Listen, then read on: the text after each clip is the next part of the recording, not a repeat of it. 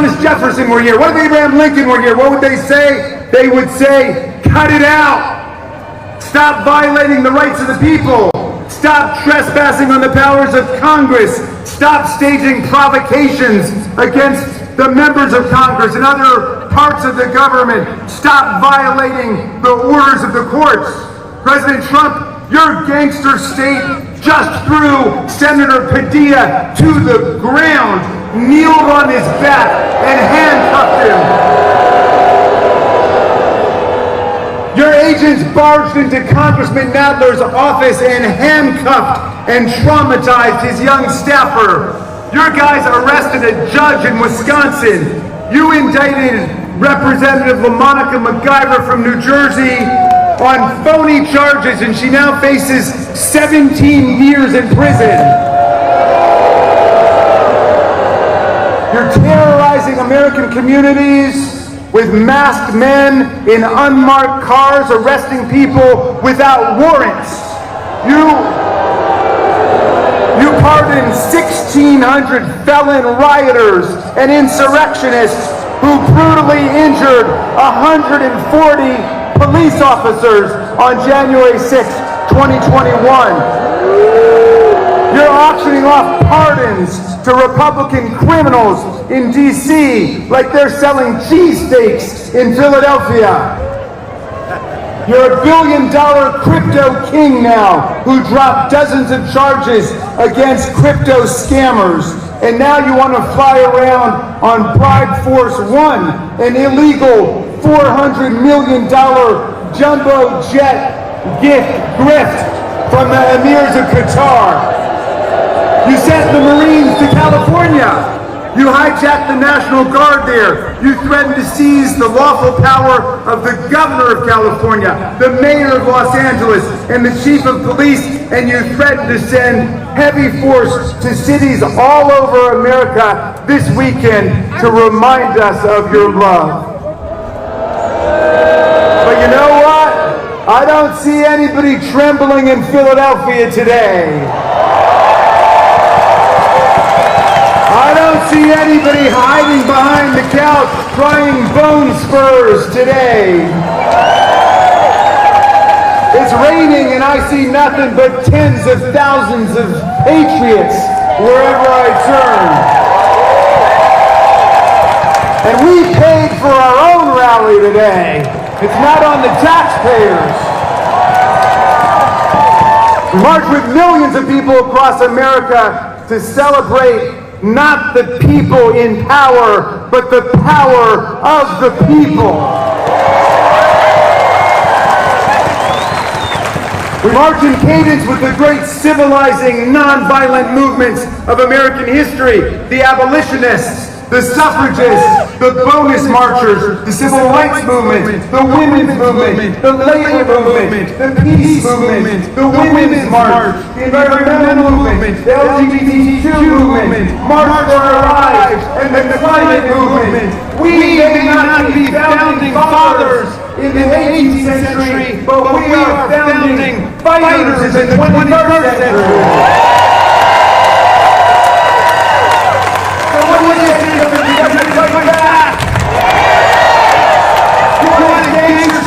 You want free speech and democracy in America. You want to give things like all things that women are his property and he can grab whomever he wants, wherever he wants. Or do you want a democracy run by strong women and strong men, strong enough to be the allies of women and not their attackers?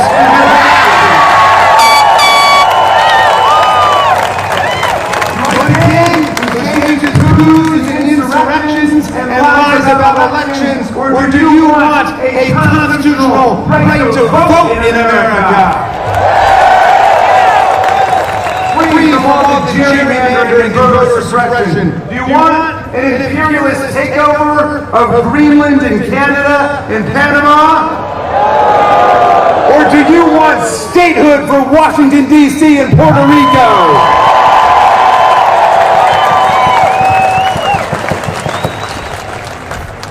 Hey, You want a king who tries to erase history and disappear the truth? Or do you want Bruce Springsteen who tells them the truth all over the world?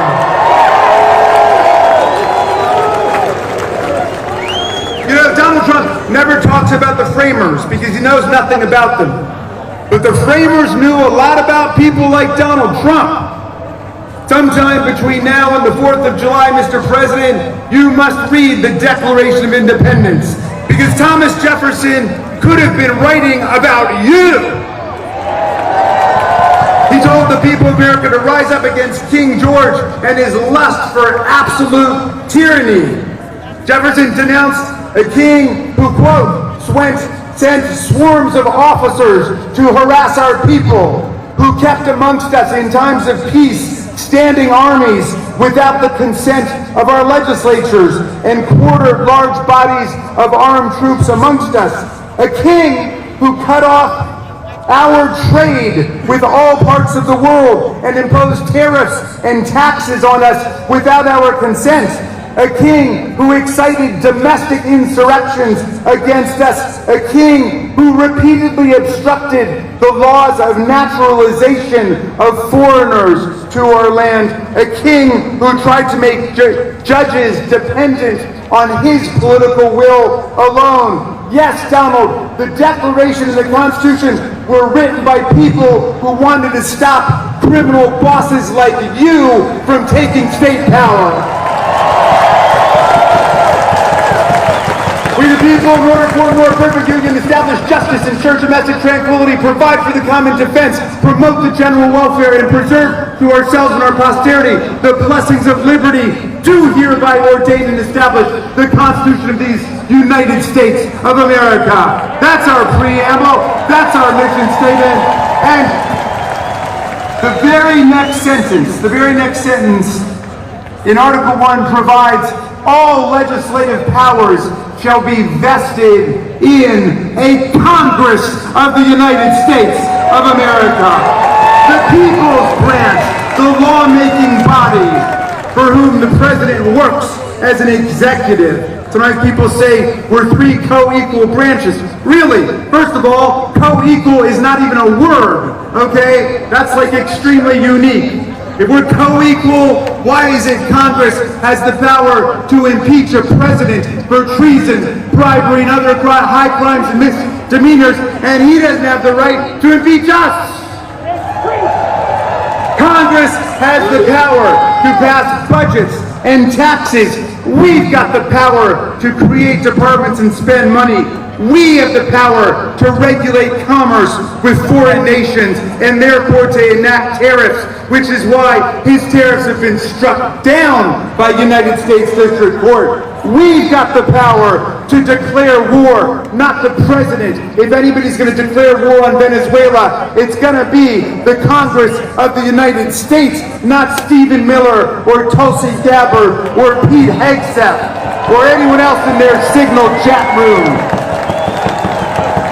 No, you don't get to be a monarch or a dictator in America, and you don't get to be on the payroll of monarchs and dictators from other countries. Sorry, Donald, you don't get to keep the millions of dollars you've pocketed from Saudi Arabia, from China, from the United Arab Emirates or Qatar. You've got to return all the money your golf courses and country clubs have gotten from the Secret Service, the Department of Defense and Commerce, and so on. Our government is not your personal ATM machine. His son, Donald Trump Jr., says, my dad doesn't even accept his salary. I'm sorry, that's all he's allowed to accept. The framers were clear. You get paid by the people of the United States to whom you owe a duty. Not Putin and the kleptocrats of Russia, not bin Salman and the theocrats of Saudi Arabia, not Orban or the autocrats of Egypt and Turkey. The framers wanted an undivided duty to the American people. You can't sell out our Constitution to build your luxury hotels in Gaza or a golf course in Greenland. My friends, the people are winning. all over America. The bullies are on the run. We ran Elon Musk out of town. And Musk now says that Trump should be impeached, and Trump says that Musk should be investigated for his tens of billions of dollars in federal contracts, and for once, they're both right. My friends, fascism will not be the end of American democracy. American democracy will be the end of fascism.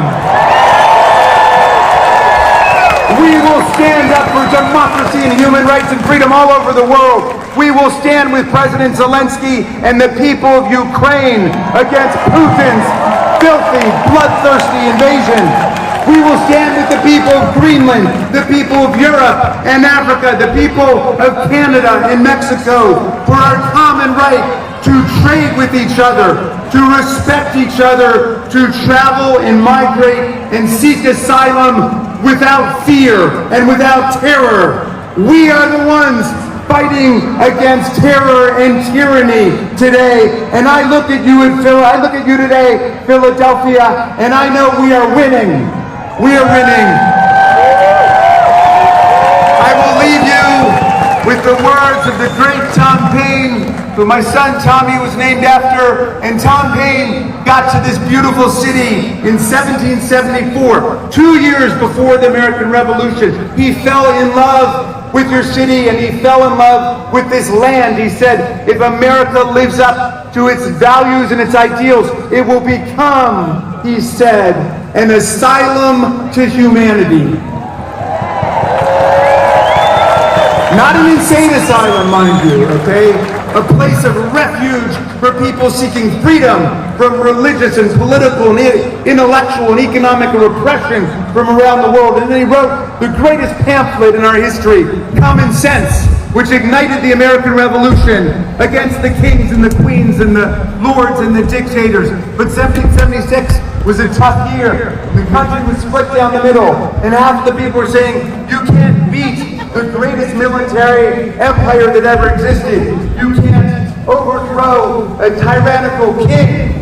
It won't work, they said. But half the people said, let's give it a try. Let's pledge to ourselves our lives, our fortune, our sacred honor to build a government that rests on the consent of the governed and the rights and the freedoms of the people. But in 1776, Paine wrote another pamphlet called The American Crisis to give people hope, to see it through all the way. And I'm going to quote a little passage for you and update the language pursuant to instructions from Nancy Pelosi, who said that Trump was a feminist, and he wouldn't mind.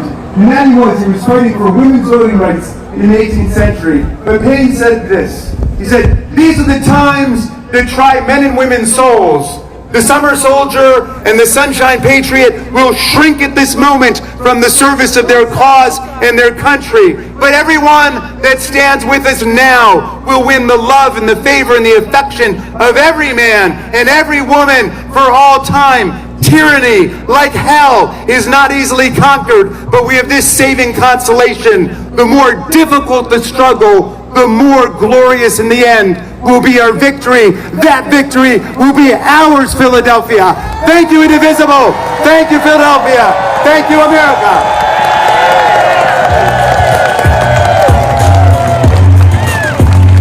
Please welcome to the stage Martin Luther King III and Andrea King Waters.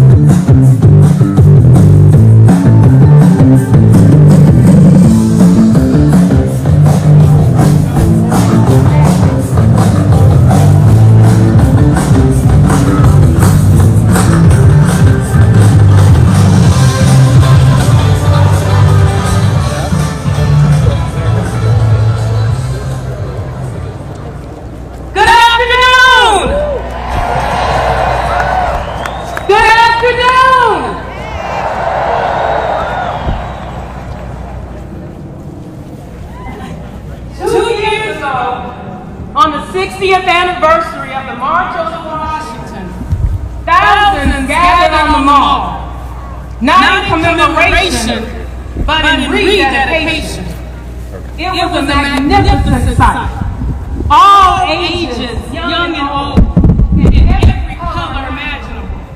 Families, sororities, fraternities, activists, and everyday people. Not one instance of violence in the sweltering heat. People unrolling prayer blankets towards Mecca, others walking to tents to observe Shabbat. It was a beautiful day.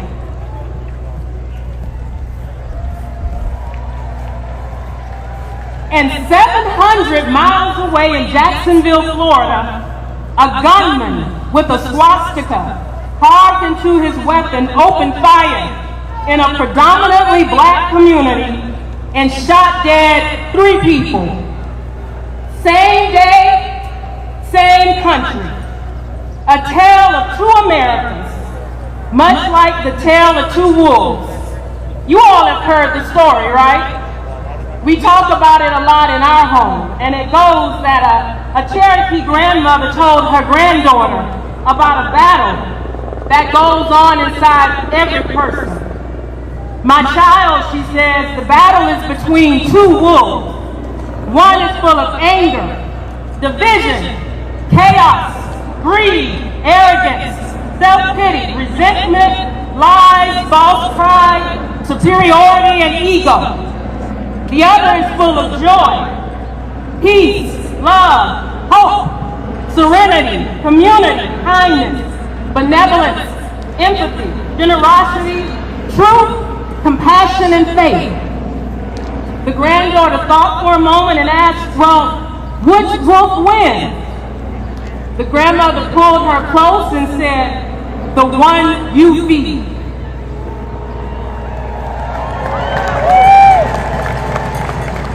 I stand before you today, not in anger, but in love. Not the sentimental kind, but a bold, unwavering, truth-telling love. A mother's love, a people's love, a love that says, I will fight for you, even when I don't know your name.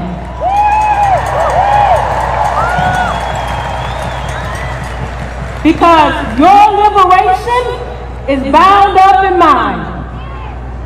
We gather at a crossroads, one that asks us once again, is this America? Is this America when tanks roll through our neighborhoods, but healthcare doesn't? Is this America when flash bombs fall on peaceful protesters, but not on injustice? Is this America when the First Amendment is honored in print, but punished in practice? Let me be clear. This is not patriotism. This is performance. This is not leadership. This is illusion. And this, my brothers and sisters, is not democracy. This is the creeping shadow of authoritarianism, cloaked in power and pride. But we will not be deceived by noise and spectacle, because the true strength of this nation is not in its missiles, but in its morality.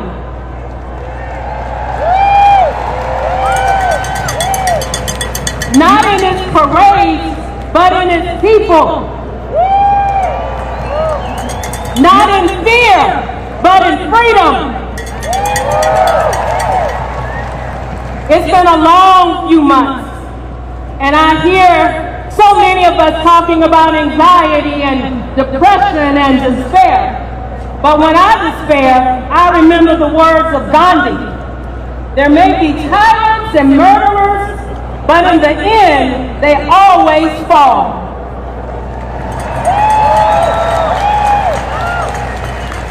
Because true force, what he calls soul force, satyagraha, is more powerful than any other weapon. the force of love. That's the force of justice. That's the force of everyday people saying enough. So I ask you again, where do we go from here? Chaos or community? That's right, we choose community. We choose the deep national healing that we so badly need. We choose to realize the dream, because it's not radical to care about all children, not just the ones who look, pray, or love like your own.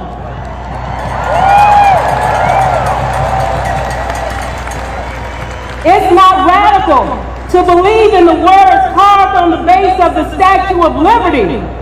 Give me your tired, your poor, your huddled masses yearning to breathe free.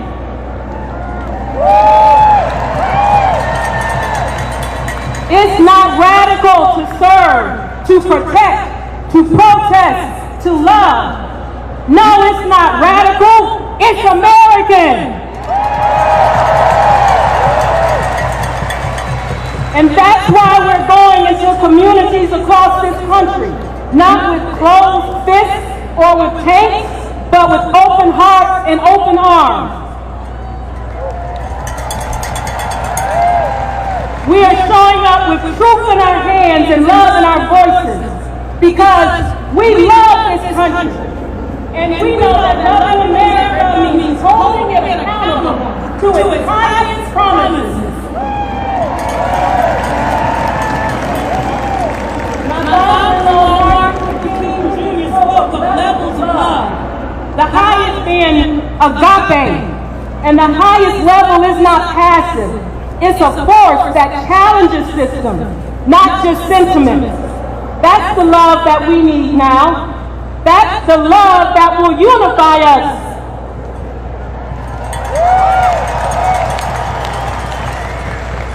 So let us raise our voices, not in hate, but in hope.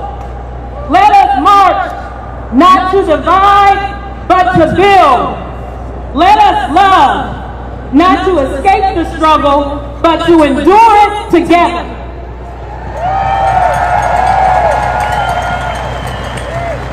Because we are one people, one nation, under God, indivisible, and justice for all. Thank you.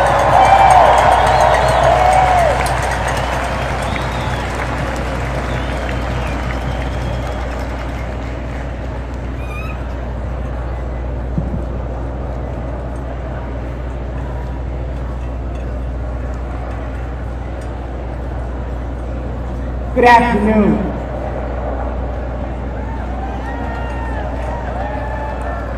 Let me first say that we send all of our prayers and support to those families that lost their loved ones who are elected officials in Minnesota. We also today must start, because I come from the nonviolent tradition, as many of us do. And I can't imagine what my father nor mother are thinking as we go through this period of history. Beyond the fact that we must stay engaged and stay on the battlefield and until truth, justice, freedom, and equality exists for all humankind.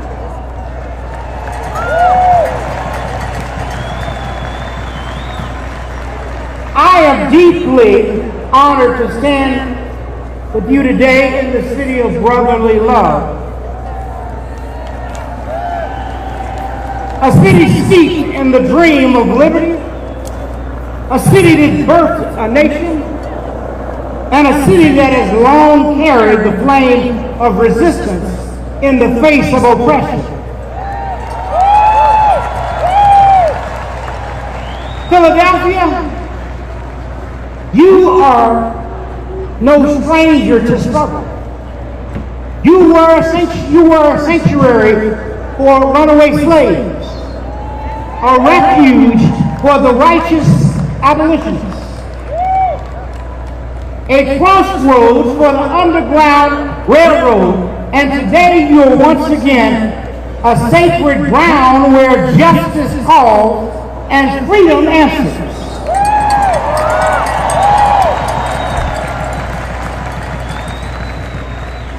So it is only fitting that we gather here today, not in fear, but in faith, not in despair, but in defiance. We gather here in the shadow of Independence Hall to declare that we, the people, still believe in democracy.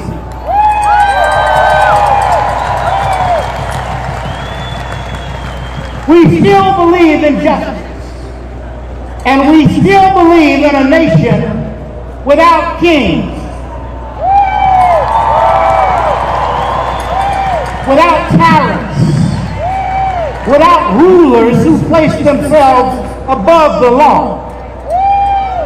We are here to say this land belongs to the people, not to the monarchs, not to the autocrats, not to strong men, but to the people.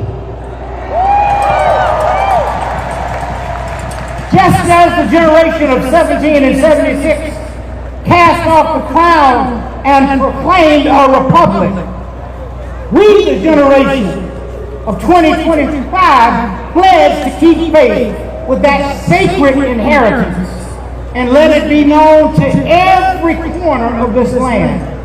We will not let democracy die on our watch.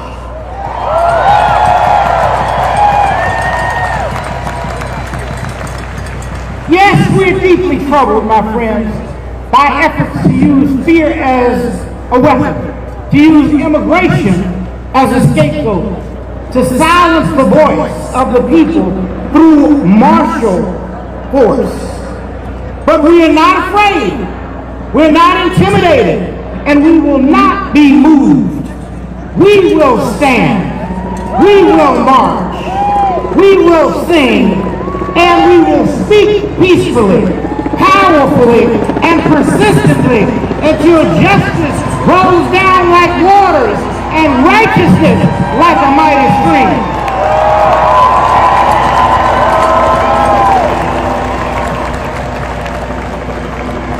Let us be clear. Let us be perfectly clear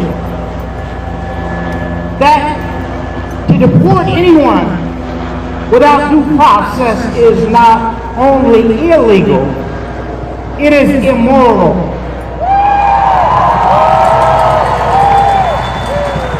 It is a betrayal of our Constitution and our highest value.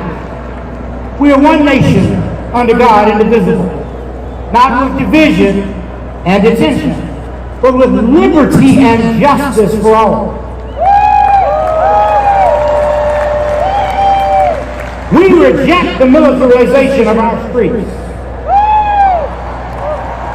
We say to those in power, if you want to honor our armed forces, do not parade them through the streets like pawns on a chessboard. Honor them by caring for their bodies, their minds, and their futures. Honor them by protecting democracy, not parading over it. Let us use those hundreds of millions of dollars not to inflate egos, but to uplift the people. Use it to fund our schools, to heal our sick, to protect our elderly, to care for our veterans. That is real patriotism. That is real love of our country. And I say to every protester, every marcher, every dreamer in this moment, commit yourselves to nonviolence. Not merely as a strategy, but as a way of life. My father taught us that nonviolence is the sword that heals. It is the weapon of the strong. It turns enemies into friends and injustice into redemption. Every gain of the modern civil rights movement that was made was won through discipline, determined nonviolence. Nonviolent love, I should say. Remember, the forces of repression are watching for us to slip up. They're waiting to point at a broken window and ignore a broken system. They're waiting for an excuse to crush what they cannot control. We must not give it to them. Even one act of violence can undo the moral power of 1,000 voices. So let our protest be loud, but let it also be loving.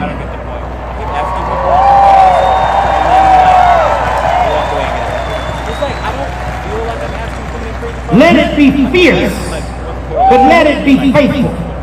Let it be firm, but never fueled by hatred.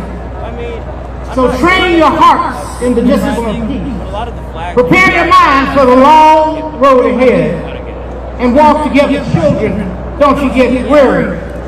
For there's a great camp meeting in the promised land of justice.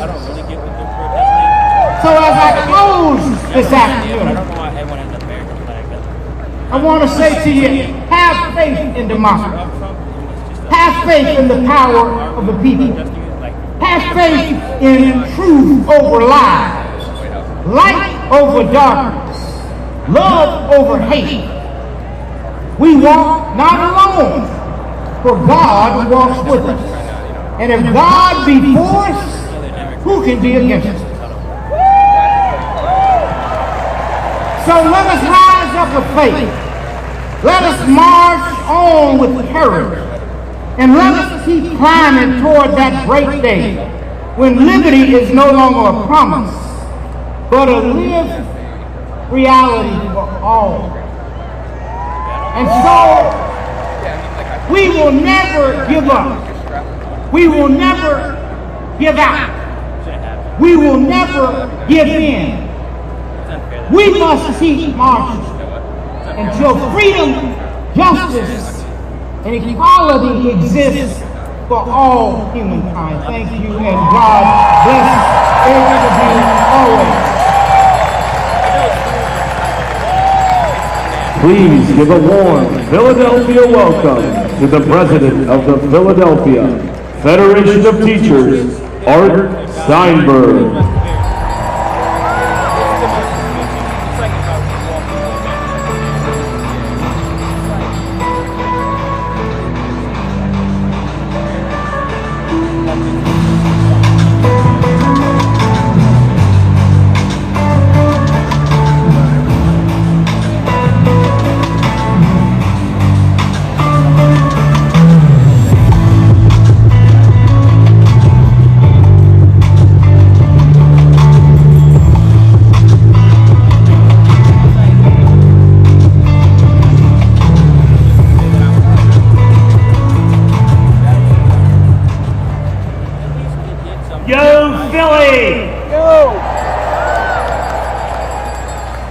Welcome to all of you who are here with us in the cradle of liberty, from Southeast Pennsylvania, New Jersey, Delaware, Washington, D.C., and beyond.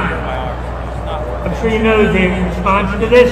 Show me what democracy looks like. This is what democracy looks like. Show me what democracy looks like. My name is Arthur Steinberg, and I'm a special education right here in Philadelphia. I am proud to serve as the president of the Philadelphia Federation of Teachers, the mighty PFT, and AFP Pennsylvania.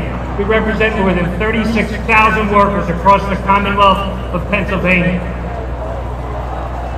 Yesterday was the last day of the school year, and we give it up for our graduating students, rising students, their families, and our members. Teachers, paraprofessionals, coaches, nurses, counselors, food service managers, and secretaries. Let's also thank the public school educators who pour their hearts and labor from Head Start to 12th grade students throughout the school year and beyond. And let's not forget our members in higher education. In a moment, I'll introduce my friend and sister in labor, Randy Weingart, president of the AFD. But first, let me represent Philly for a minute. Philly is a vibrant, growing, and welcoming city. We are a championship city. Can't do without this. Go Birds! And we are the birthplace of American democracy. Philly is a city that doesn't tolerate bullies. We don't do tyrants, and we sure as hell don't do kings. So it's fitting that tens of thousands from across the region chose to be in Philadelphia.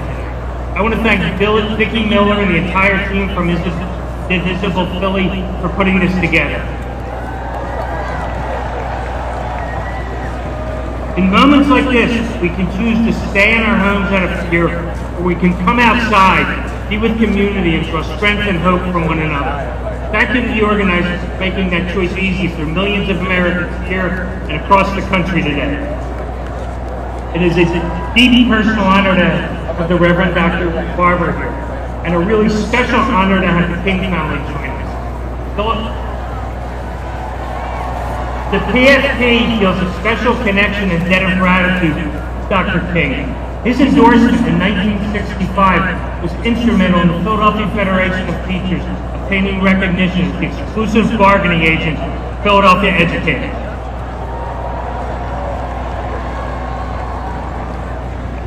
Today in our nation's capital, gross misuse of public resources occur, all in service to Donald's ego and insecurity. I have a suggestion for fixing your unpopularity, Donald. Stop running the most corrupt, incompetent, and violent administration of our lifetimes. And keep your armed federal agents away from our schools and students. Trump and his fellow oligarchs seek to rule us like kings. They believe their wealth gives them the right to pick and choose who among us gets to eat, goes to school, receives life-saving vaccines and medical care, and who is able to leave freely. Touch the medicated SNAP with literally steal-feed medicine from the mouths of babes. You can see my union's members wearing our signature PFP red here today. Check out our signs. Trump is not the first wannabe king we've had to resist. Power-hungry billionaires like Jeff Yass have been trying to buy our democracy. Yass is a billionaire and the richest man in Pennsylvania. He's been getting rich off K-12 education for years. He's also a tax dodger. When we leave here today, Google Jeffrey Yass and then ProPublica, who uses his obscene wealth to attack public education. That only kids of the wealthy will have access to college and careers of their choice. If we want to take back our democracy, we need to take back power, not just from Trump, but from all the mini-Trumps correcting government for their own ownership. I'm going to end on a high note and one of optimism. You can organize your way to better government at the local level, and those wins build towards bigger wins. In towns not far from here, we've seen neighbors who value public schools take on religious ideologues on school boards who are banning books and win.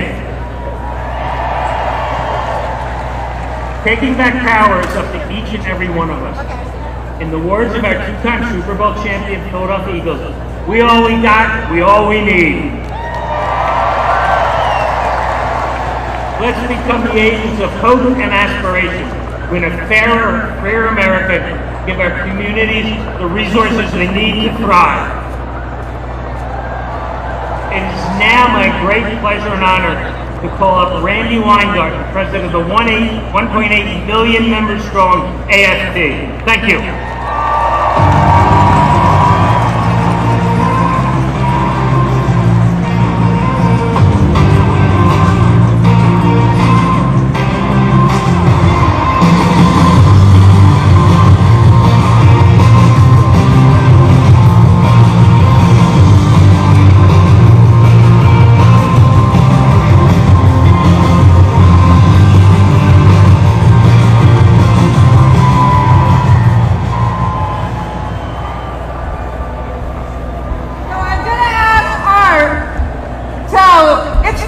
say today. This is what democracy looks like. All of you here. I'm going to ask Art to hold my flag.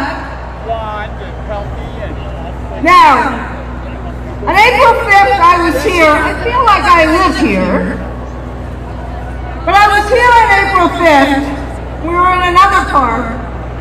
And I wanted to start by actually talking about what we in the labor movement, it's unbelievable, the scene that I see right now. It's just unbelievable because it's the people. But this is what we say in the labor movement. It is the people united will never be defeated.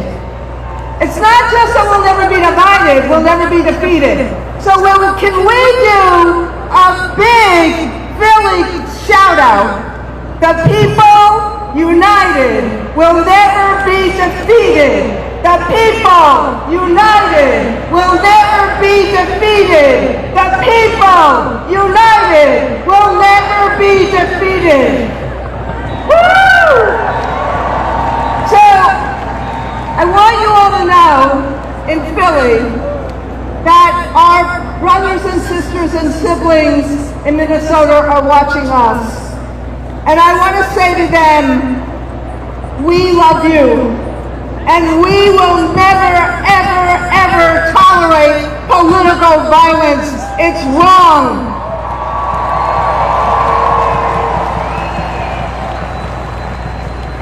As Martin Luther King's son said, we need to practice, not just as a strategy, but as a way of life, peaceful nonviolence. Now, Philly, you know this. You don't need a social studies teacher to tell you this. You are the birthplace of our nation. You are the birthplace of our democracy. You are the birthplace of our Constitution. And you're the birthplace of Rocky.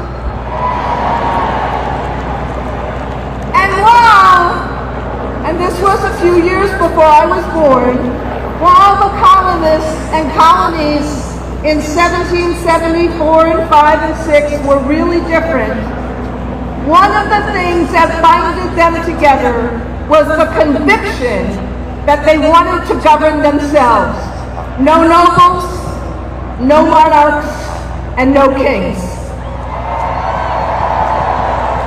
Now, Congressman Raskin said a little bit of this already. He quoted the Declaration of Independence already.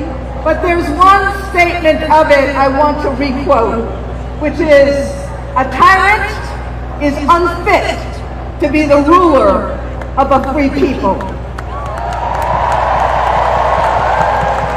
We need the current president to actually read that language. Well, I think he knows how to read. We just want him to read it.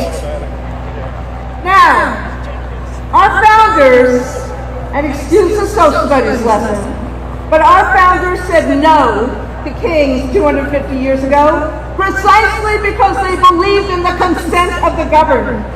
Although, and they were far from perfect, they did believe in the values we now try to make real today: freedom, liberty, justice, and opportunity for all. So, what does that mean? It means not detaining high school students in Detroit or Connecticut before they're about to graduate. It means not detaining children who are in playgrounds. It means not disappearing day laborers who are trying to make ends meet.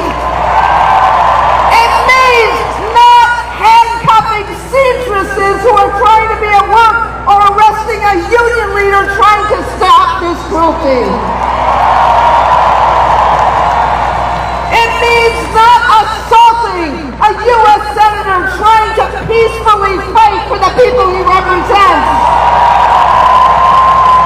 Or arresting a mayor or a congresswoman because they're just doing their jobs.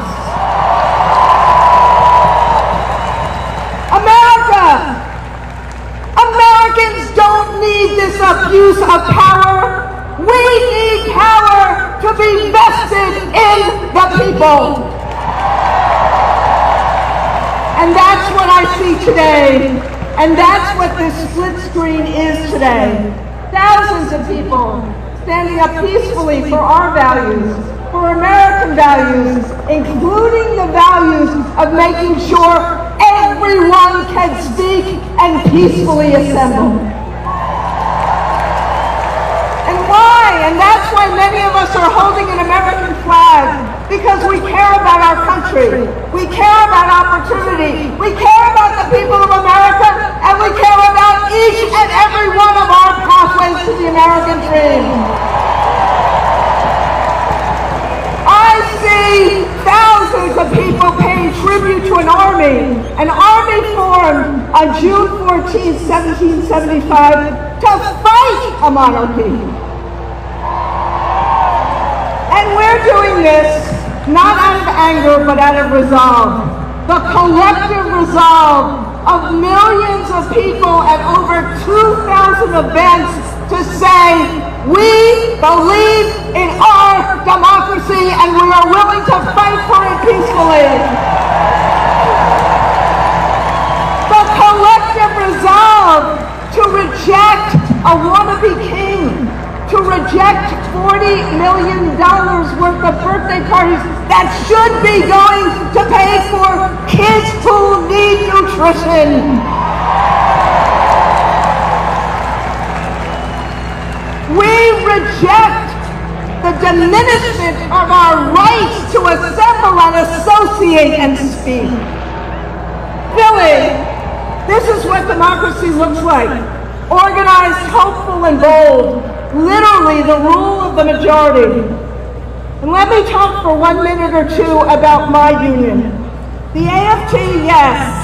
We stand at the intersection of democracy and opportunity, public education and the labor movement. These are the ways that Americans can get to a better life, a shot at a better life.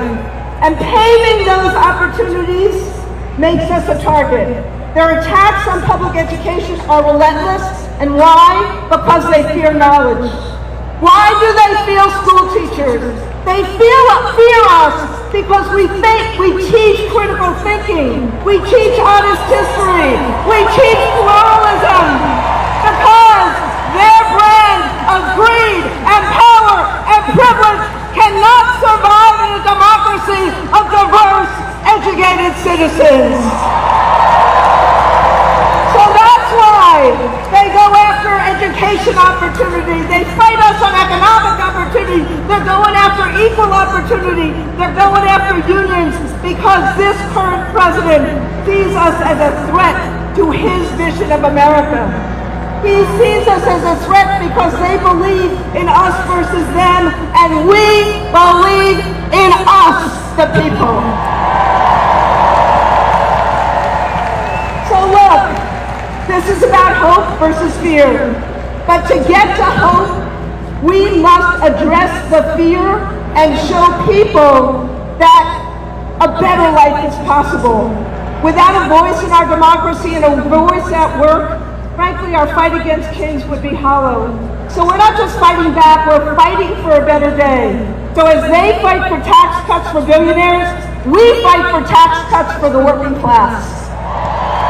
As they cut SNAP and Medicaid, we fight to make sure that families have decent housing and decent health care and decent education. They got their C's, chaos, confusion, corruption, and cronyism, and we got ours. The courts, the court of public opinion, the Congress, and the courage of this community. Because this community understands how to fight back. No one is going to save us but ourselves, but it takes courage.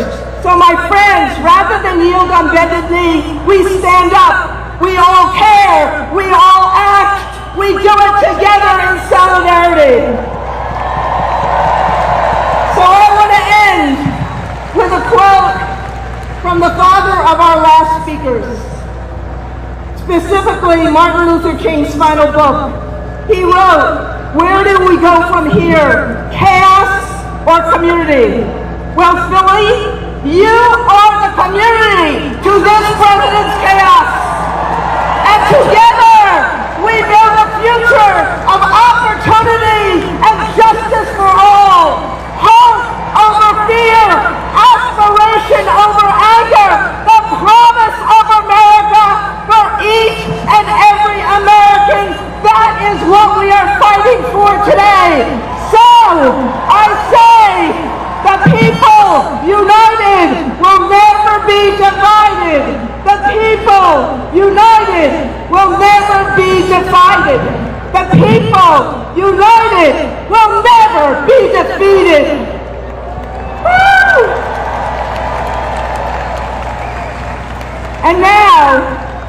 And now, I get to introduce who, in my judgment, is the foremost authority on democracy and how to keep it, and on authoritarianism and how to fight it.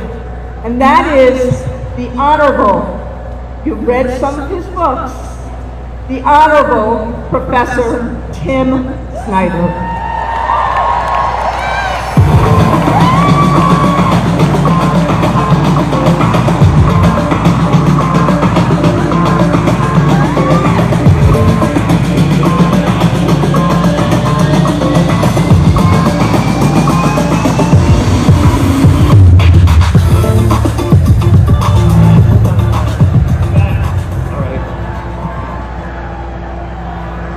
So first of all, I want to, hey Philadelphia, I have never seen a more beautiful sight than this today. Thank you for being here. Can we hear it again for the leader of the president of my union, Randy Weingarten? Woo! And for her amazing, amazing words. Yeah. So I need some help. I need some help. I have one thing to say to you, and it is no kings, freedom. No kings, freedom. But as Randy says, and she's right, that I know something about authoritarianism. The thing that I know is that it can only be fought together. So I'm going to say no kings, and I want to hear if there's anybody out there who can say freedom. No kings. No kings. No kings. That's right. We don't want kings. We don't want fascists. We don't want oligarchs for very simple reasons. Those people cannot represent us. They are surrounded by the hirelings, by the minions, by the bootlicking billionaires. And what they will do and what they are doing is taking away the future, taking away our health, destroying the environment around us, taking away our rights. That is what they are bringing to us. No kings, no kings, no kings. But freedom means hands off. Freedom means no deportations in the streets. Freedom means no violence against peaceful American citizens and everybody in this country. But freedom also means a nature with which we're in harmony. Freedom also means a government that works. Freedom also means equality, health care. Freedom also means the American dream. No kings, no kings, no kings. When I was a little kid, my parents brought me to this city to see the Liberty Bell. And that was very meaningful for me because we had a bell on the farm, and I thought about that bell as the Liberty Bell, and I ran as a little kid. We came, we saw the Liberty Bell, and that was wonderful. But as I grew up, I learned some things. I learned that the Liberty Bell wasn't called the Liberty Bell in 1776. You know this, right? You're from Philadelphia. It was called the State House Bell It was the abolitionists who called it the Liberty Bell. It was the people who met the challenge of slavery who called it the Liberty Bell. And then it was the women's suffrage movement who called it the Liberty Bell. And it's because of them that we now all call it the Liberty Bell. And what do we learn from that? We learn that in history, first no kings and then freedom. And we learn that you only make progress for freedom with struggle, and you learn that you only make progress for freedom with allies who you learn from. So, no kings is today, freedom is tomorrow. No kings today, freedom tomorrow. We act together today, and we keep acting tomorrow. We make a new friend here today, and we do something with them tomorrow. We meet somebody we admire today, and we do something with them tomorrow. We meet somebody who's a little more courageous than us today, and we do something with them tomorrow. Today, no kings, tomorrow, freedom. There is a better America out there. There is a better America underneath. There is a better America that we can see. There is a better America that we can make. History is in our hands.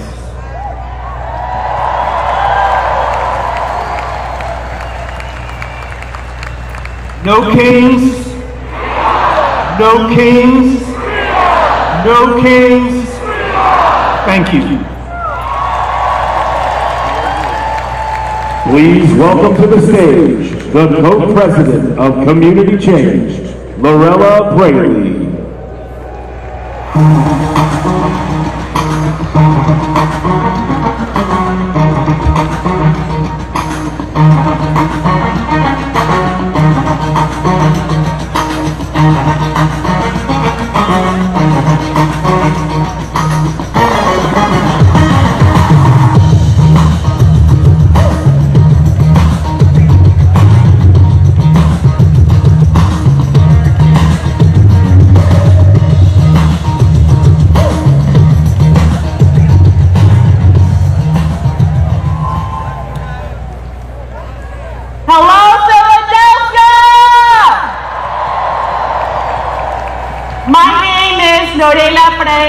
And I'm here today as the co-president of Community Change, where we organize every day for a multiracial democracy and an economy rooted in dignity and justice.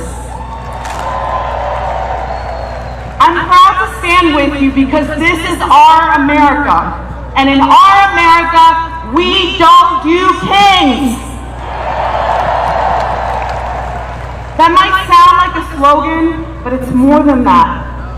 It's a moral line in the sand, a declaration of what we refuse to become. Because what we're living through right now, what we saw in Los Angeles this week, is not normal. This is authoritarianism in motion. Unmarked vans, masked agents, people disappeared without notice, no names, no charges, mothers torn from their children, no lawyer, no phone call, and suddenly they are gone.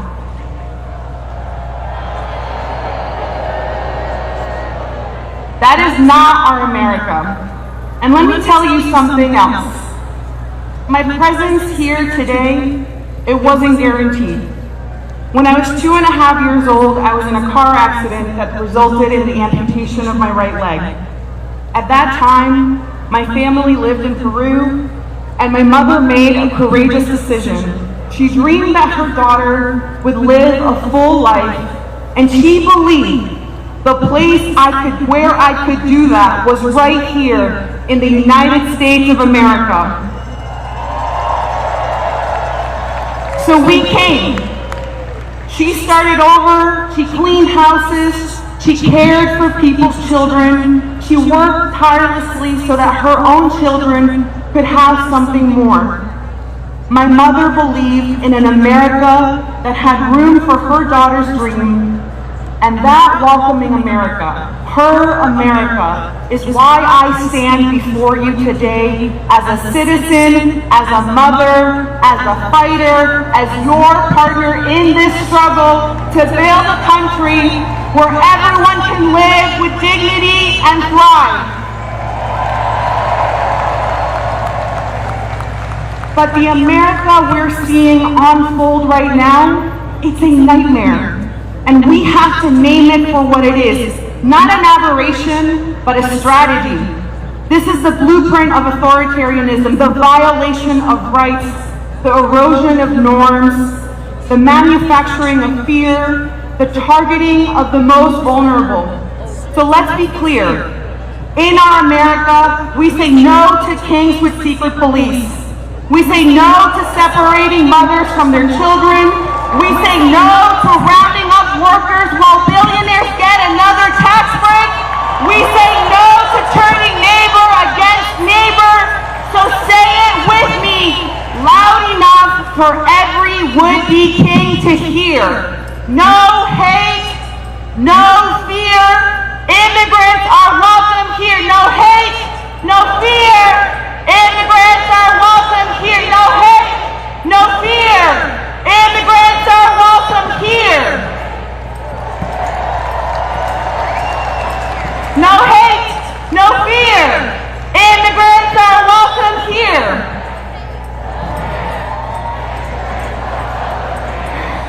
Thank you. So I also want to talk about another truth in this moment, which is that there are a lot of people hurting. Rents have skyrocketed. Childcare costs more than your mortgage. Health insurance doesn't cover your health. You go to the grocery store and you ask yourself, how am I supposed to feed my family this week? That pain is real, and Trump is exploiting it to consolidate power. When people are hurting, it's easy to look for someone to blame, and that's what he's counting on. Because he doesn't want you to look at him or the billionaires he's shielding. He wants you to blame your neighbor, to fear the immigrant, to believe that someone else's survival is a threat to your own. But here is the truth. Trump is cheating working people. He is using immigrants as scapegoats to distract us while he steals from all of us. We have seen wannabe kings before. They rise by stoking fear, by criminalizing the vulnerable, by looting from the many to enrich the few. We believe in something different. We believe every person has worth, that families belong together, that workers deserve dignity no matter where they were born, that democracy isn't guaranteed. It is something we build together, and above all, we believe our solidarity is stronger than their fear. So what do? We rise, we organize, we show up, we link arms across race, across faith, across difference. We hold the line, and then we move the line. Because we are not just resisting, we are reshaping and rebuilding this country from the ground up. Ahora yo quiero hablar con mi gente latina.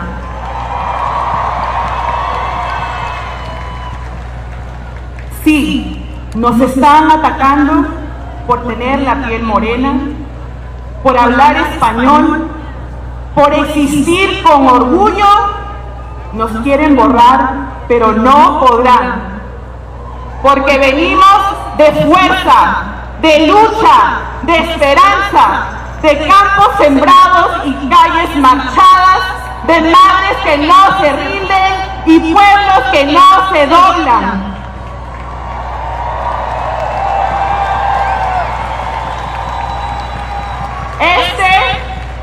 Mi familia latina, este es el momento de unirnos, de alzar nuestras voces, porque aquí estamos, aquí seguimos y no nos vamos, ni un paso atrás, porque esta también es nuestra América.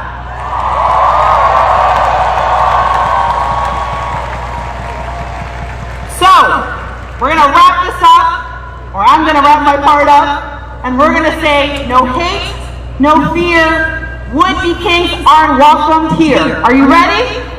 All right, let's do this thing. Make it loud. No hate, no fear.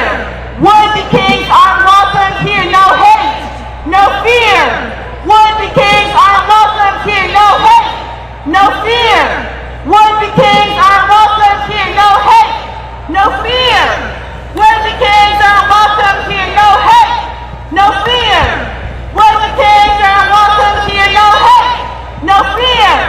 Would-be kings aren't welcomed here. Thank you. Thank you, Philadelphia. Please give a warm Philadelphia welcome to Army veteran with Common Defense, Naveed Shah.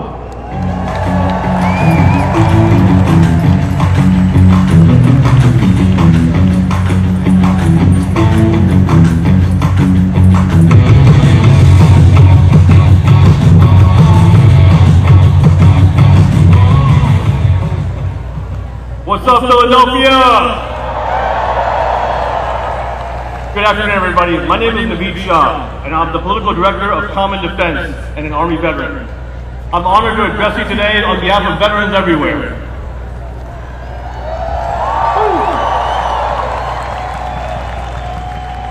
You know, as a veteran, I swore an oath to the Constitution.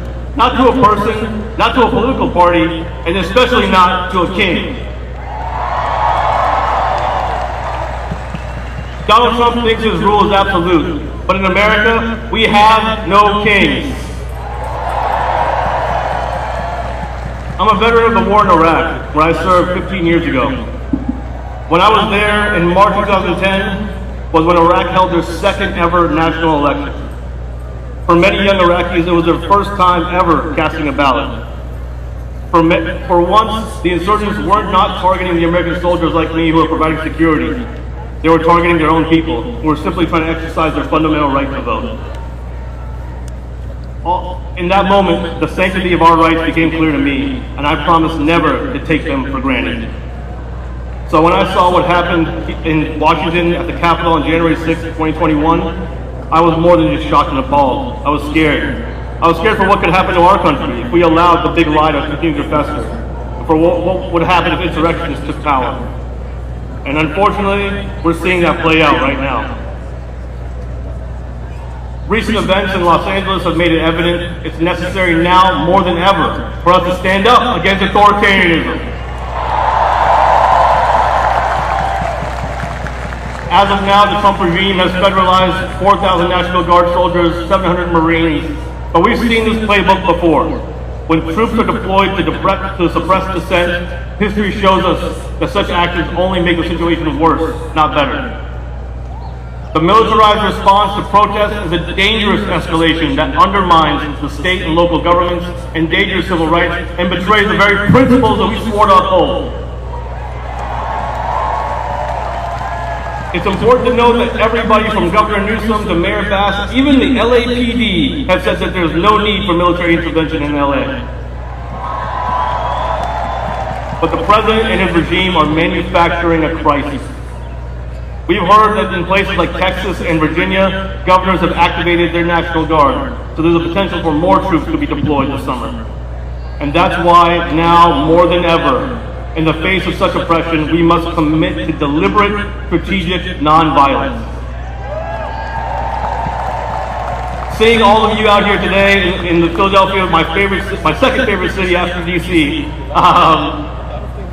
it's a powerful moment to protect democracy in our communities. While Trump and his cronies are watching a show in DC, Americans are stuck choosing between health care and child care and feeding their families. And yet again, veterans' benefits that my brothers and sisters earn, are on the chopping block.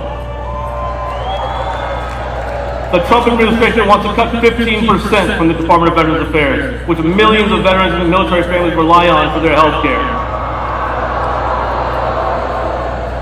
But that's right out of the MAGA playbook, isn't it? Pretend you're honoring the troops with a parade while gutting the services that they need. What's the point of a military parade if you're going to disrespect the troops and their families? 250 years ago, the army that I love was founded by the Continental Congress to stand up against King George. Almost nothing makes me prouder than to say, go Army. But today, Trump's birthday parade isn't about patriotism. It's about his power. And here's the truth. In a recent poll that we did, 70% of veterans, including Republicans and independents, are opposed to Trump's birthday parade. Because we know you don't honor the troops by making them props. And that's why Common Defense and our veterans are gathered here today and across the country to reaffirm our commitment to the Constitution of the United States. Not a politician, not a political party, and no kings. Despite our nation's history of oppression and racism, but the ideals that we took an oath to rise above all of that. When I took my oath to join the Army, I did so because I believed that America stood for something better, and I still do. And that's why it's so important for me to protect this country and its Constitution from all enemies, foreign and domestic. If we are to be the shining city on the hill, then we must set the example. Before we send our troops to promote democracy abroad, we must protect democracy here at home. Liberty and justice must truly be accessible for all. The men and women of our military uphold the oath every single day. And as veterans, we're here to commit to continue upholding our oath. And we call on all members of Congress, left, right, and center, to do the right thing. Because the future of democracy depends on them. And it depends on all of you out here going beyond just today. Continue to show up, because this is not just the end, this is just the beginning. Because in America, we have no kings.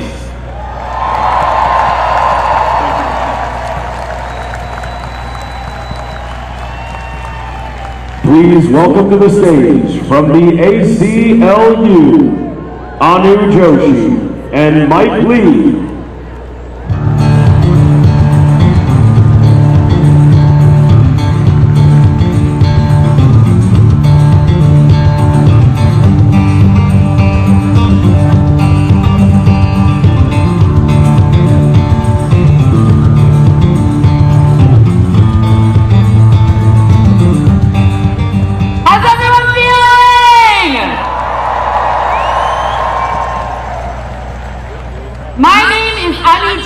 And I am with the American Civil Liberties Union.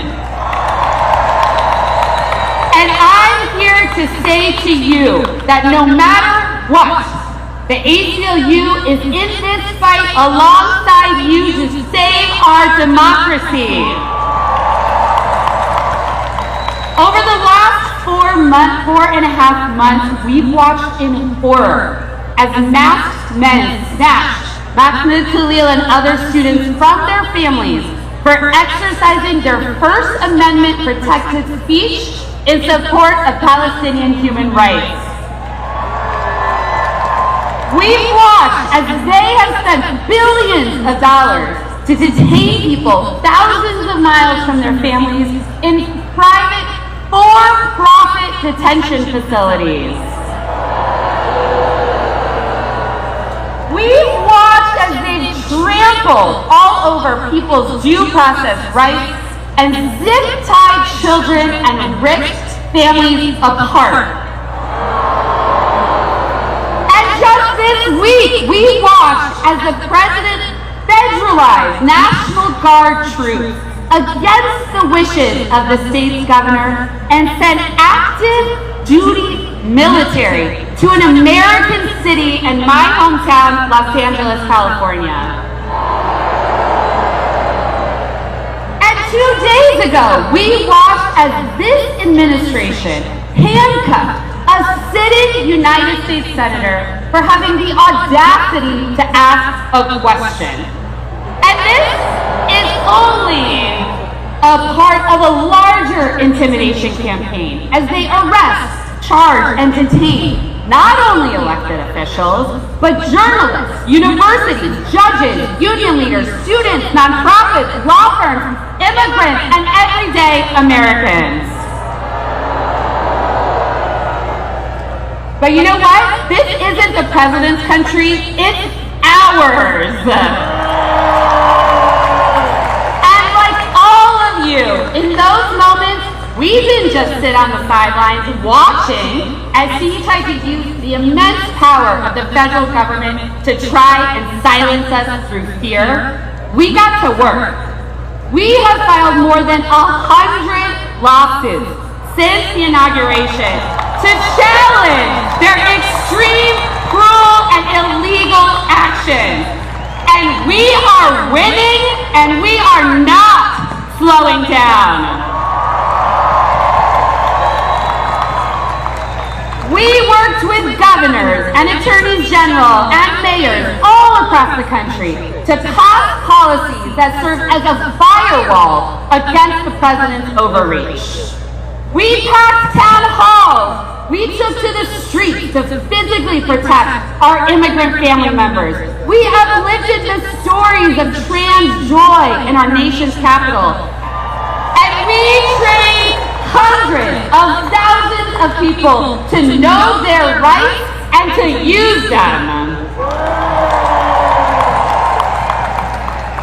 The actions of this White House are un-American, an abuse of power, and just damn wrong. But just looking at the thousands of people here and the millions of people joining events like this all across the country, it is very clear to me that we cannot be silent and we are not afraid. Never let anyone tell you that protesting is not patriotic. In fact, it is the most patriotic action you can take in these trying times. It is our constitutional right to do so. When we know our rights, when we exercise them, when we protest, when we dissent, when we speak freely, when we act to protect our families, our friends, and neighbors, when we show up, we make progress for everyone. Thank you all so much for being here and for supporting the ACLU. And we know we couldn't do any of this work without the leadership of our incredible ACLU affiliates. And so I'm so excited to be standing here with a champion of Pennsylvania, a lifelong Philadelphian, and the executive director of the ACLU of Pennsylvania, Mike Lee. What up, Philly? I said, what up, Philly? When I say free, you say speech. Free! Free! Free! Free! That's what's up. That's what's up. That's Philly right there. Hi, my name is Mike Lee. I'm the executive director of ACLU of Pennsylvania. Proud Philadelphian. Born and raised. Happy Pride Month.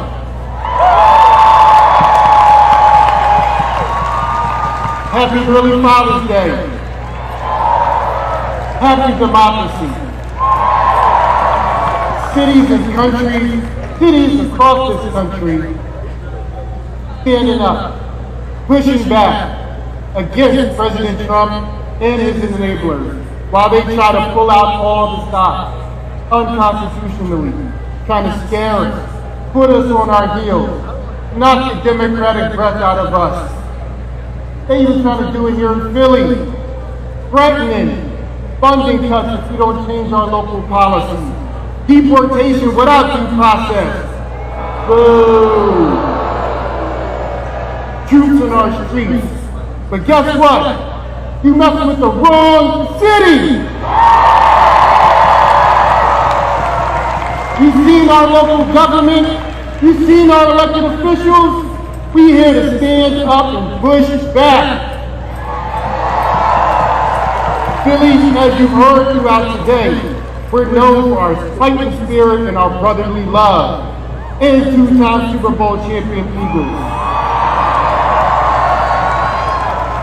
But let me tell y'all real quick while these are called the Rocky Steps. It's not because of how many people Rocky knocked down, it's because of how many times he stood up. Against the odds, he stood up. Stand up, fight back, right? So, when they try to give us a parade, no, we want Medicaid. We're going to stand up. Don't give us a statue. And for tourists, we love to grind. That's why we talk about these steps. That's why we bring our champions to these steps. Because we respect and love the grind, the underdog. It doesn't matter what the odds are. We're here to fight peacefully. And do so in a constitutional way, because that's what it's all about. Last thing, Philly, last thing. Only love can drive out the hate that we're seeing. I see love here. And just remember, when you're in Philly, sometimes love hurts.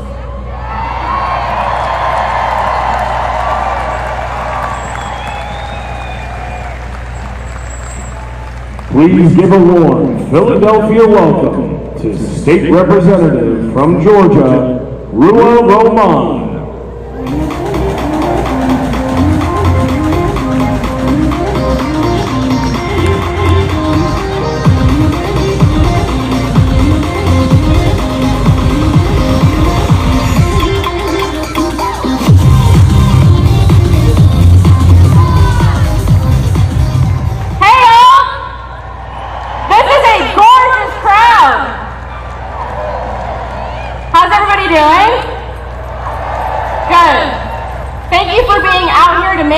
That we bow down to no king. As we gather here today and all around the country, we face a pivotal moment in our history. I know it seems dark and scary. We're watching families torn apart all around the country. We saw photos of Marines detaining a vet on his way to the VA. We've seen ICE detain citizens. And now we're seeing a world-triggering escalation in the Middle East. And this morning, Minnesota state legislators were hunted down and gunned down. And all of this comes after we watched a genocide unfold in Gaza for almost 2 years, while our elected officials cheered it on or gave mealy-mouthed reasons of why they couldn't oppose the atrocities that we paid for. We did not arrive here in a vacuum, and it's important to understand how we got here so we can change the trajectory of where we go. Our leaders have failed us. Republicans want children to starve and the poor to die, and too many of my colleagues still think that people will magically support us if we just compromise a little more, found that magic road. But compromise on basic rights of people and lack of principles will never win. And all it did was help pave the path towards fascism in our country. And I will say this, remember, this is the re-emergence of fascism because we have seen so much of this before. Nothing happening today is new. The illegal detentions, the crackdown on protesters and free speech, the disappearance of people and deportations. In a weird way, it kind of gives me some solace, but it also fills me with fury and deep anger because it's a reminder that everything we see around us is a choice, and it's a choice that we can make differently. And my fury comes from the reality that those who can make the world better are actively choosing not to. But I'm here today to remind myself and all of you that we are not alone. Just look at you.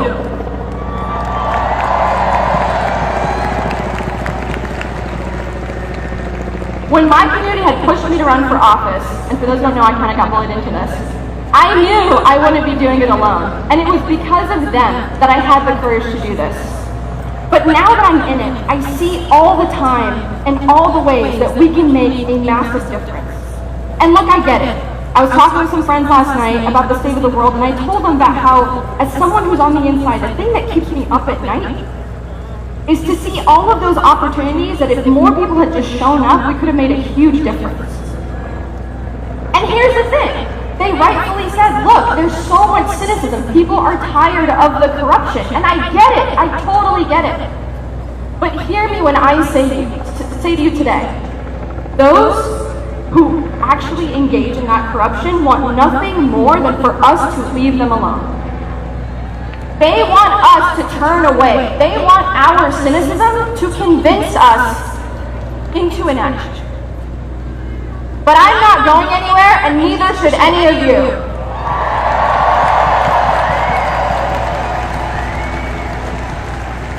I'm here today to implore all of you not to allow our cynicism to lull us into inaction. Do not allow this moment of feeling overwhelmed to paralyze you. And again, I know so many people are scared today. I know some of you are seeing the deployment of military personnel, the escalation of ICE, and the targeting of protesters and wondering what power you have. But I'm telling you right now, in this moment, this will be the easiest time to be brave. Right now is the moment to insist on our rights. Right now is the moment to push back on anyone who attempts to normalize this in any way.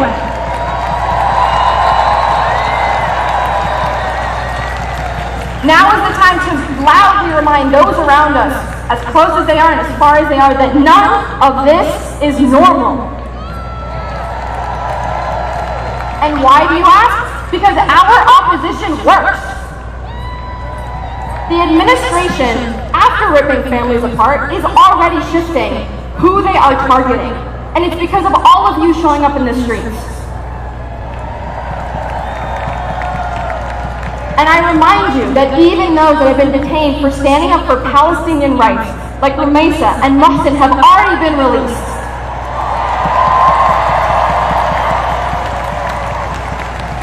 But we cannot let up until we are all safe, until we are all free. We cannot let up until Mahmoud Khalil is reunited with his child. We cannot let up. We cannot let up until we not only stop the cuts to Medicaid, but make sure we finally have universal health care. We cannot let up. We cannot let up until we not only stop the genocide in the Congo and Gaza and Sudan and all around the world, but also end the endless wars. And we cannot let up until we stop this never-ending march to an increasingly extractionary economy that squeezes all of us for everything that we barely have to benefit some unnamed shareholder who'll never know our stories, will never know our names. So today, I am asking you to think about 3 things and your role in them. 3 places. First, your community. Get to know your neighbors, because if you don't already, it is one of the most beautiful experiences in my life. It is so lovely to know them. And make sure that you build a support system with those literally and physically closest to you. And support your local food banks. Support literally anyone who might need it in your neighborhood. And talk to each other. These algorithms continue to silo us and isolate us from each other, and that is extremely dangerous. Now is the time that we need each other more than ever before. Second, and I gotta say it, y'all, your local politics. My city council member won by 4 votes in a runoff. Getting involved politically, from school boards to state legislators to county parties, is world-changing. It's where you have the most power, and I'm not just talking elections here, I'm talking about committee hearings, I'm talking about school board hearings, I'm talking about every possible hearing you go and make your voice heard. Because I promise you this, every national policy you have hated has started locally somewhere. And third, take care of yourselves. This is a long, long road. I need us to learn to do this work at a pace that works for multiple years. Figure out what that pace looks like for you. Figure out what you have to offer. If you cook, if you bake, if you're artistic, there is so much of you that you can offer to those around you. Now is the time to lean into that. And I'm going to end with this. To my colleagues all around the country who are reeling from the news in Minnesota, I say again, now is the easiest time to be brave. Too many people want to silence people like us. But now is the time to stand up to them and say, you will not make us cower in fear.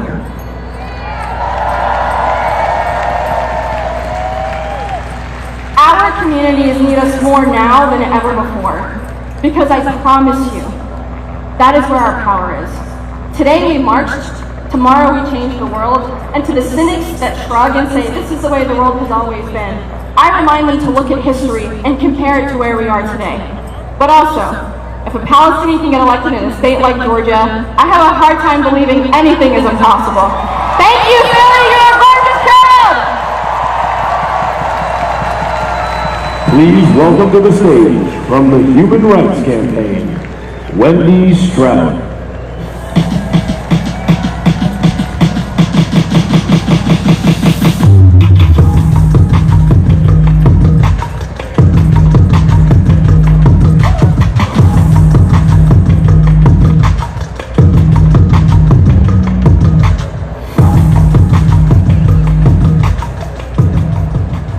Hello, beautiful people.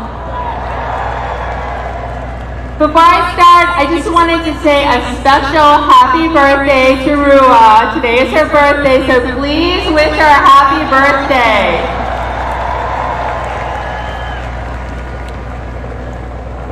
So I'm Wendy Stroud. I use she, her pronouns, and I am with the Human Rights Campaign. We are the largest LGBTQ+ civil rights organization in the country. Now I'm guessing that you all know the colors of the pride flag, the rainbow colors. I'm here to tell you that those colors do not run. And the LGBTQ+ community that flag represents, we don't run either. And we do not bow to wannabe kings. And we will not be forced back into the closet. Trump wants to erase us. He may try and erase our history from his website, or remove our names from battleships. He may try to legislate us out of existence, but he will never succeed.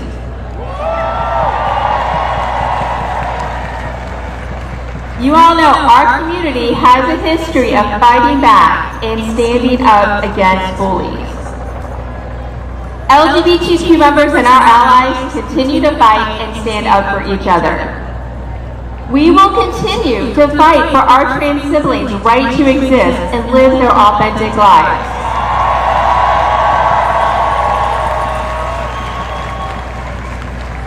We will continue to stand up for our children so they can be safe and welcome in their schools. And we will continue to speak up for immigrants like Andre Hernandez Romero, a gay stylist who was just looking for a better life. He was doing everything the government asked of him to be here. However, one day, Trump disappeared him, and many like him without cause or due process.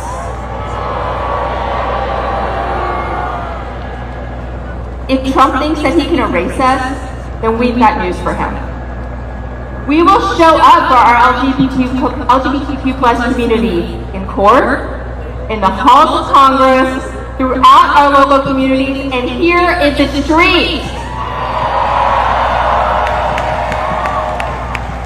We are not going anywhere, and despite how we act, this country does not have a king. So here is my call to you. Call your member of Congress. I don't care if you don't think they're going to listen, just call them anyway. Tell them to do their job and listen to their constituents and do what their constituents need, not what the billionaires need. Make them heard, make your voice heard. Call them today. Call them tomorrow. Call them every day until they listen to you. Thank you, everyone. And remember, these colors do not run.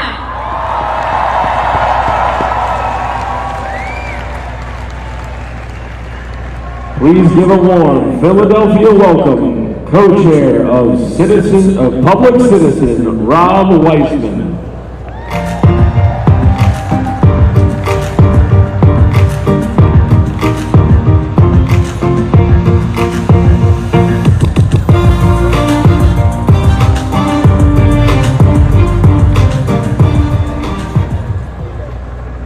Brothers and sisters and my friends, we congregate here today in the cradle of liberty to reaffirm three founding principles.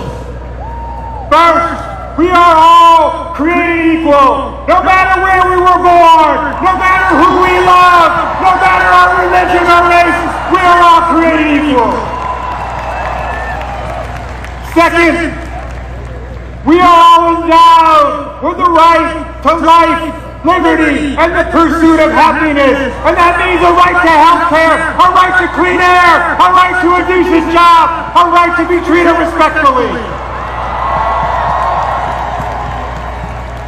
And third, our government and every government's legitimacy relies on only one thing: the consent of the governed. In America, there are no kings. Donald Trump, you may not snatch people off the street because you don't like what they think, because say it with me, in America, there are no kings. Donald Trump, you may not shut down agencies and protect us from financial fraudsters or deliver foreign aid for the hungry and those who need health care, because in America, there are no kings.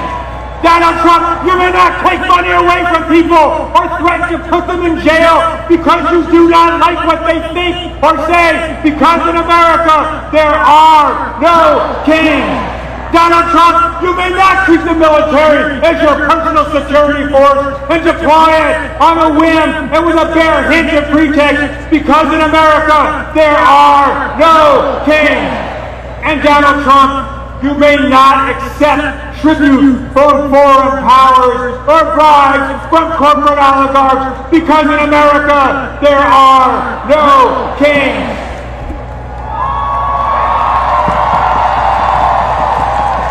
This small-minded man, this petty individual, he thinks he should be a king. He wants to be a monarch, maybe a czar. But let me tell you, my friends, this would-be emperor has no clothes. He has no clothes because in America the power only comes from all of us. It only comes from us. So when Donald Trump says he wants to take health care away from millions of Americans, we say no. When Donald Trump says he wants to slash taxes for the rich and corporations, we say no. When Donald Trump says he wants more money to separate families, build detention centers, and hire Jackfruit thugs to rip people off the streets, we say no. When Donald Trump says more subsidies for big oil, let's race to climate catastrophe, we say no. And when Donald Trump says, I want to take food away from hungry people in America, we say no. But my friends, consent to the governed is not just about a veto authority. It's about getting what it is we want. It's about getting what it is we want. When it comes to health care for all, health care is a right. We say yes, yes, yes. When it comes to a clean environment and investing in the clean energy revolution we need to avert climate catastrophe, we say yes, yes, yes. When it comes to a good job for everyone, a living wage, and a right to organize a union, we say yes, yes, yes. when it comes to guaranteeing a good education for every child in America with well-paid teachers who are respected for what they do, we say yes, yes, yes. When it comes to decency and democracy and love and solidarity and justice for all, we say yes, yes, yes.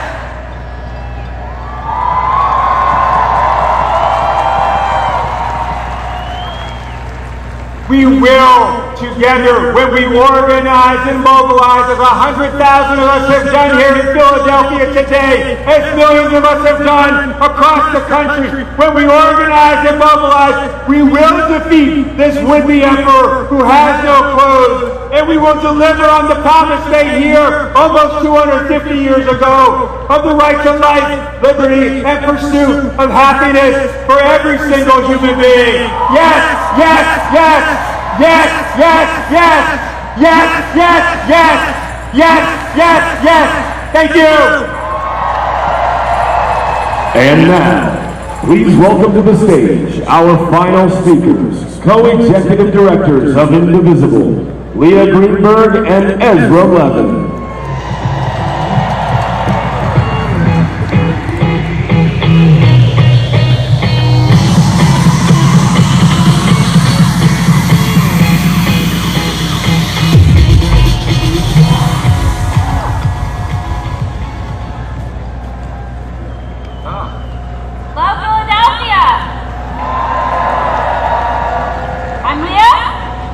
And I'm Ezra.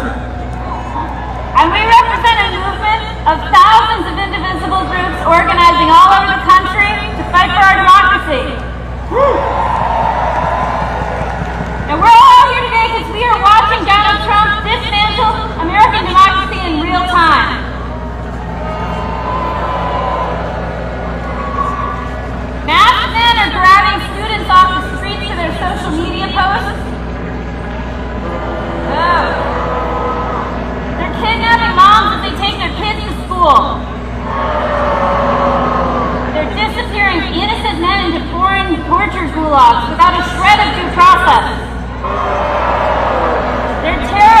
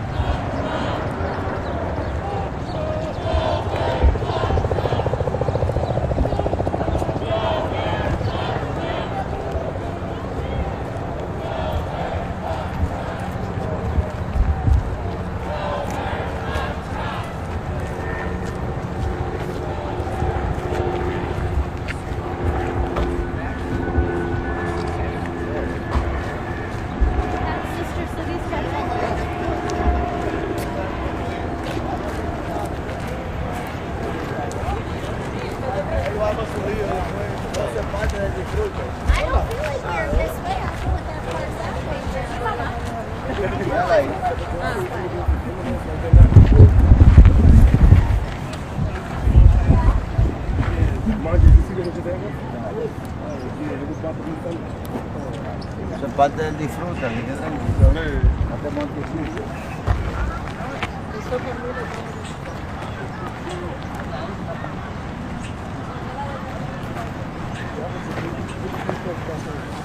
yeah, I was just probably we were walking.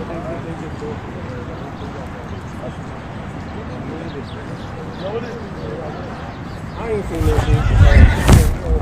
That was funny. I saw the video you did with the Kings. Oh yeah, that was crazy. That was crazy. Oh, what's so funny? That story had me laughing.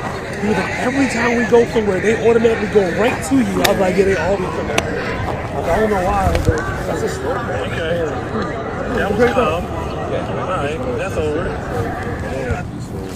I didn't see any. I ain't feel like no shit. I had my little brother laughing. He was like, I'm coming downtown to keep your YN ass home. Like, you gotta come down here with the food. They got the stores boarded up. Y'all ain't doing no stay home. Well, that's what I thought. Probably happened. That's a hype after. Yeah, it'll probably be like later on tonight. So there's nothing really going on anyway. Y'all missed the standoff. Yeah, no, that's all right. I don't want to broadcast that. You know, it's peaceful. All right, Jason. Hey, I've heard.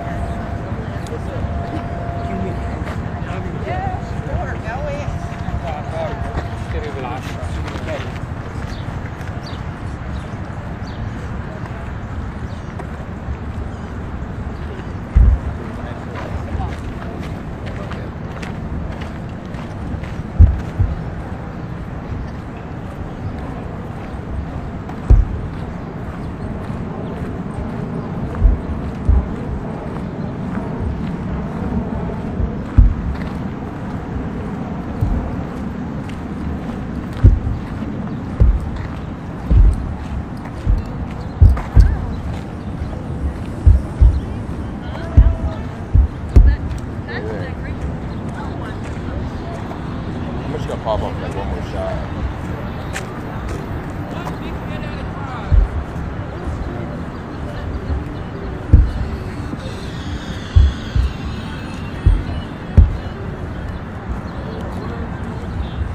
That's right, I was working with someone, I said I want to grab a shot. I think I was at a bar or something. Like, you gonna take a shot? I'm like, no, I mean like take a picture.